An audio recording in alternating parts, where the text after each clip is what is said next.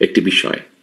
অন্তর্বর্তীকালীন সরকারের ঘাড়ে যারা বন্দুক রেখে সরকারের উপরে নিজেদের খবরদারির বহাল রাখতে চায়, সরকারের উপরে প্রভাব খাটিয়ে বিভিন্নভাবে ফায়দা হাসিল করতে চায় বা নিজেদের আখের গোছাতে চায়, তাদেরকেই আমরা দেখছি জাতীয় নির্বাচন অনুষ্ঠানে কে সুকৌশলে বাধা সৃষ্টি করছে।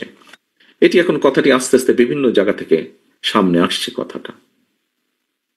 সম্মানিত নাগরিকবৃন্দ, গণ অভ্যুত্থানের কৃতিত্ব কিন্তু কোনো একক গোষ্ঠী বা দলের নয়। এই কথাটি প্রথম থেকে আমি এবং বাংলাদেশ জাতীয়তাবাদী দল আমরা সকলে বলে আসছি। সকল শ্রেণী পেশার মানুষ একটি গণতান্ত্রিক বাংলাদেশের জন্য জীবন দিয়েছে।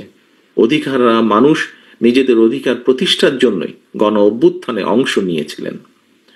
নিত্য নতুন রাজনৈতিক হিসেব নিকেশ কিংবা রাজনৈতিক মেরুকরণের আড়ালে আমরা গণ অভ্যুত্থানের সকল শহীদী প্রাণের আত্মত্যাগের কথা যেন ভুলে না যাই। প্রতিদিন বিভিন্নভাবে নিত্য নতুন দাবি আসছে, কিন্তু শহীদদের যে আত্মত্যাগ, এই বিষয়টিকে যাতে এই সবের ডামাডোলে যাতে আমরা ভুলে না যাই। এখানে শহীদের কয়েকজন শহীদের স্বজনও কিন্তু এই কথাটি বলেছেন, তুলে ধরেছেন তাদের বক্তব্যে। পরিস্থিতির সুযোগ নিয়ে যারা জনগণের অধিকার প্রতিষ্ঠার পরিবর্তে রাষ্ট্র এবং সরকারে নিজেদের প্রভাব বজায় রাখার জন্য নানা রকমের অপকৌশল করছেন, তাদের প্রতি আমার দলীয় অবস্থান থেকে, আমার দলের পক্ষ থেকে বিনীতভাবে আহ্বান করব আমি, দয়া করে শহীদদের রক্তের সঙ্গে আপনারা বেঈমানি করবেন না। সম্মানিত অতিথিবৃন্দ, শাসক পাল্টেছে কিন্তু শাসনের চরিত্র বোধহয় পাল্টেনি। জনগণের এমন একটা ধারণা যদি সৃষ্টি হয়, তা হবে কিন্তু গণতন্ত্রকে প্রাতিষ্ঠানিক রূপ দেওয়ার ক্ষেত্রে একটি বিশাল বড় সংকট হবে সেটা, যদি জনগণের মধ্যে এরকম কোনো ধারণা হয়। এজন্যই কিন্তু বারবার বলতে চাই, নিজের জীবন দিয়ে যেসব বীর সন্তানেরা দেশকে ফ্যাসিবাদ মুক্ত করেছেন, এবার সেই সব শহীদদের প্রতি আমাদের ঋণ পরিশোধের পালা।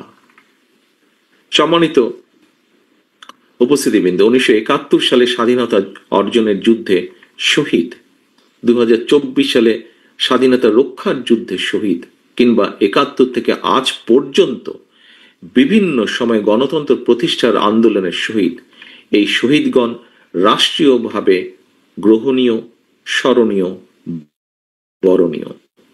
গণ অভ্যুত্থানের সকল শহীদদের প্রতি আমাদের অতল শ্রদ্ধা, শহীদ পরিবারের সদস্যদের প্রতি গভীর ভালোবাসা।